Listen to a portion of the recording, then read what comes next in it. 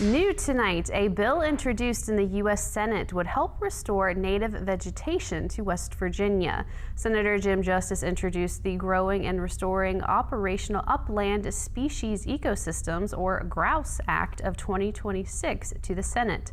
According to Senator Justice, the bill would establish a USDA program to reimburse forest landowners when they plant native vegetation beneficial to upland wildlife on commercially logged forest land. Service Forester Chloe Richardson says the bill will be very beneficial. So habitat loss is a big reason why the grouse population has declined so much.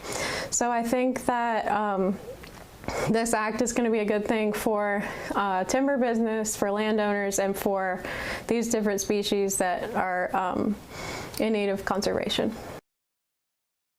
The bill has been referred to the Committee on Agriculture, Nutrition, and Forestry for review. According to the Senate's website, the committee must approve the bill before it can be brought before the Senate.